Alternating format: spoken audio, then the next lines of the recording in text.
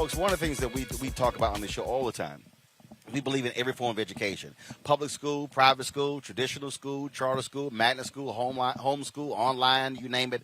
How can our kids get best educated? In North Carolina, there's an effort underway to help parents send their kids to private school. Joining us right now is Representative Raymond Smith out of Raleigh, North Carolina. Representative Smith, how you doing? Doing fantastic, Roland. How are you today? Doing great. So I am here in Elizabeth City, North Carolina. Of course, we'll be covering this march tomorrow, demanding justice for Andrew Brown Jr. So tell us about what North Carolina is doing to make it possible for black parents and others to make it easier for them and affordable to send their kids to private schools. Well, Roland, thank you for inviting me to today's show. What you're going to hear from me today is a little bit different than maybe what you might thought you would have heard. Because the Opportunity Scholarship Program in the state of North Carolina is one that is not supported by Democrats in the state.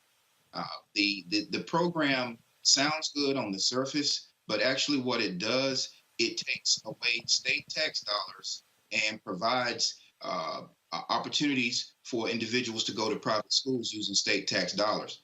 Well, the problem with that is we need to improve our public school system.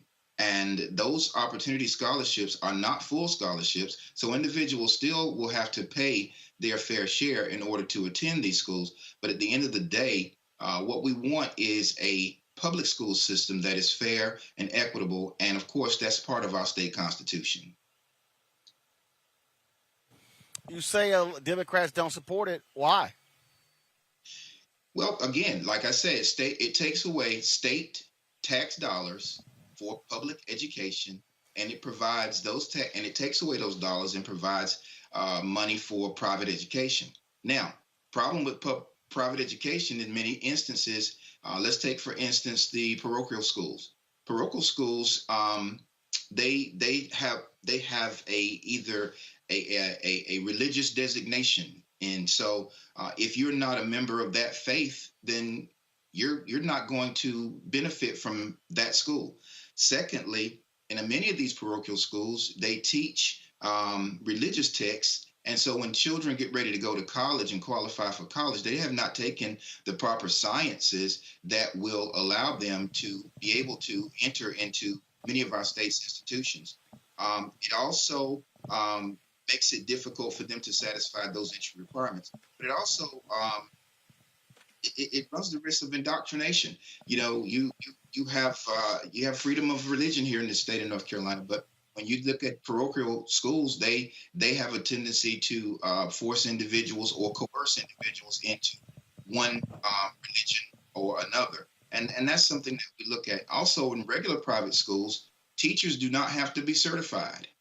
There's no requirement for that your child will receive an education from a certified teacher. Teachers go to school and they go to great lengths to become certified in order to become teachers. Also, the school does not have to be accredited. There's no accreditation requirement for private schools. So how many of us went to college and the first thing an employer asks is the school that you went to, was it accredited? So again, these are all things that we have concerns about. And lastly, private schools are not held to the same education standards as public schools. They don't have the same testing requirements. So here's the question. So here's the question: Who gets these scholarships? Are these scholarships for low income? Are they open to anybody in North Carolina? Who gets to qualify for these opportunity scholarships? The scholarships are open to individuals who earn up to 278% of federal poverty, which is a $72,000 a year for a family of four. And that voucher program has just been increased by this latest bill, HB 32, which now will include more families. And so those individuals who qualify under that poverty level will then be eligible for these grants. Questions from my panel. Brittany, you first. Your question for Representative Smith. Sure. Thank you so much, Representative. I appreciate everything you said, and our politics certainly align. As I too agree that we should be not putting a temporary fix or a band-aid to a larger problem, and we should be investing in our public schools. As someone who's been an educator, how do we get our community members, especially those who have children that are enrolled in failing or public schools, to recognize that they should actually continue to push for better public schools, continue to push for additional funding going into public schools, as opposed to just wanting to find a quick fix solution by moving their child, let's say, into a private institution? Well, that's a very good point, and it's a difficult challenge because the most egregious part of all of this is our public school systems are run in many cases by members of a political party that do not espouse to public education. So your boards of education, your legislatures in these especially here in the state of North Carolina, your county commissioners who are responsible for teacher supplements. All of these things go into the mix. And so when we talk about how do we get parents on board with providing support for and lending their voices to this effort, it begins with addressing these issues. We have to vote for individuals who absolutely espouse to public education. And at the end of the day, there's one other piece to this private school piece also. If your parent does not have reliable transportation, how will you get to this private school? So again, this is a very exclusionary practice, and I think that well, not I think, I know for a fact that here in the state of North Carolina, we've not done a good job at getting these parents on board with helping to fight for public education.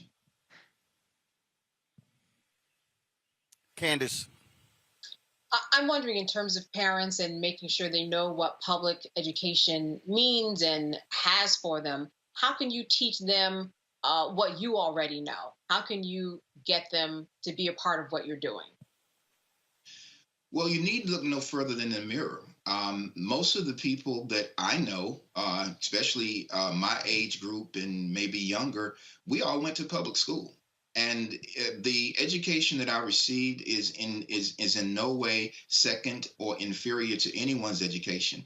And I think this push to privatization of education is more of a marketing ploy than anything else. So what we have to do is we have to be marketable. We have to market public education. We have to make sure that people understand that, hey, look at the leaders that we have now in our country, the people that we look to for information. Most of us, if not all of us, had public educations. You see these flags behind me. I attended 3 public HBCUs, one for my undergraduate, one for my master's, and one for my doctorate. And I'm very proud of my public education. And so we have to be the example that we want people to follow. And we have to remind folks of where they came from. Michael? Quick question for you, Representative. We've been dealing with this same thing here in Detroit, and the charter school push, especially fueled by Betsy DeVos and her husband Dick DeVos. So, in North Carolina, do you think the private and charter schools, do you think they can coexist with traditional public schools? And how do you fight this effort to take away funding from the public schools for these private schools? They can coexist in theory, but in practice, it's going to be absolutely difficult because we're talking about dollars. And there's a limit to the number of dollars that are available to spend. And if we take the few dollars that we do have, the state of North Carolina doesn't have the budget of some of the larger states. Our fiscal budget for the state of North Carolina is somewhere around $24-25 billion. So that's not a lot of money. And so we're constantly fighting with the Republican delegation over corporate tax cuts. That's another cut into the possibility of education. We instituted a lottery here in the state of North Carolina years ago. People ask me all the time, well, what happened to the lottery money? The lottery money was supplanted with the money that we were already investing. It was supposed to be in addition to the money that we were investing in education, but it was actually supplanted. So we're fighting with limited resources. So The question about coexisting is going to be difficult if we're talking about fighting over the same dollars. Thank you. So here's the question: the bill has bill passed, been signed into law? No, the bill has not been signed into law. It passed the House, has yet to pass the Senate. The Senate is probably going to review the bill, and the governor will, of course, have the last say on this bill. We do not expect the governor to sign this bill, and I think we need to go back to the drawing board and really sit down and talk about what is best for the state of North Carolina going forward. At the end of the day, it's the children that matter, not we politicians, us old fuddy-duddies who've had our day in the sun. It's time for us to really focus on the children and their needs. All right. Well, I certainly appreciate it, Representative Smith. Thank you so very much. All right. Thank you so much. It's time to be smart. When we control our institutions, we win.